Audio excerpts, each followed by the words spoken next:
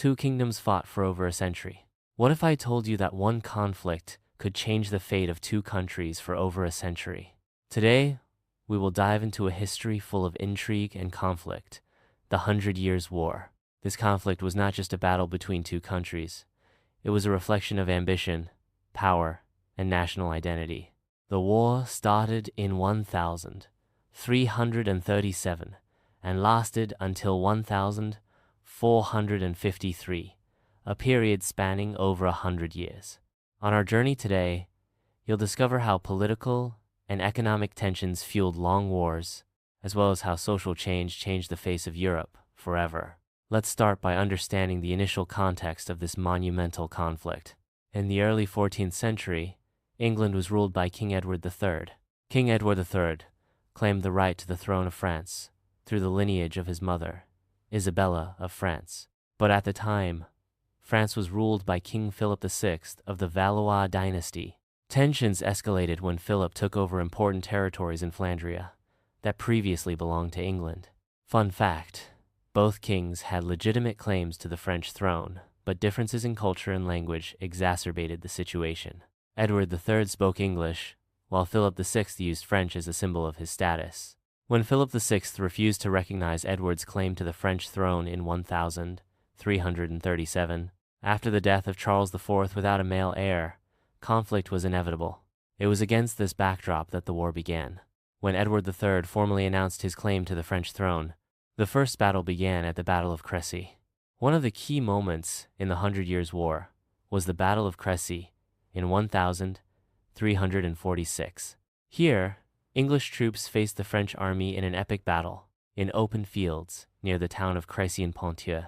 King Edward III utilized the new tactic of using crossbows, a long-range weapon that was highly effective against the French heavy horsemen. With this brilliant strategy, the small English army managed to crush the large French army. The battle was also characterized by the use of the Skiltron formation, which was a line of long crossbows that made it difficult for enemy cavalry to charge them directly. After the glorious victory at Crécy, King Edward III continued his campaign to Calais. The storming of Calais. Calais became the next target for the English troops after their victory at Crécy, because its position as a strategic port was crucial for trade between the two countries as well as a gateway to the rest of Europe. After an almost year-long siege from September 1346 to August 1347, the English forces finally succeeded in capturing Calais. This was a major turning point for England's military power, as well as marking the beginning of their domination of the seas. The capture of Calais also provided significant economic benefits to England, as the city became a major trading center for decades to come. Third battle at the Battle of Poitiers. After the success at Crécy and the storming of Calais, the Battle of Poitiers took place on September 19, 1356.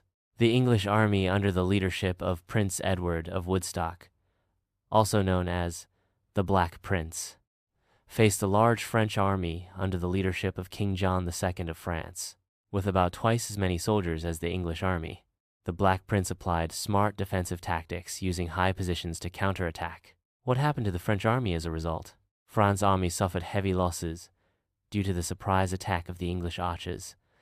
They captured King John II alive, a remarkable feat. The success strengthened England's diplomatic position during the peace negotiations. The fourth battle was the Battle of Agincourt.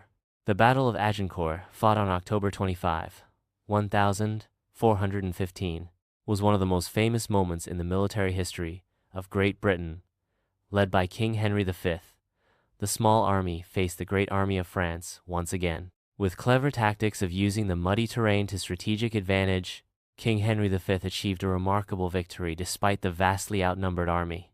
The success further cemented Henry's position as both king and national hero. He was known for his inspirational leadership as well as his military prowess in the face of formidable challenges. After the glorious victory at Agincourt, King Henry V continued his military campaigns but had to face domestic political challenges when returning home. Impact on national identity wars are not just about land or power, but also about national identity. It brought about a collective realization that people began to see themselves not just as subjects of a kingdom, but an integral part of a nation. The process of forming a modern national identity began when the people felt connected. through shared experiences of both joy and sorrow throughout the war. This led to cultural revivals such as Geoffrey Chaucer's epic, The Canterbury Tales, and Shakespeare's plays a few generations later.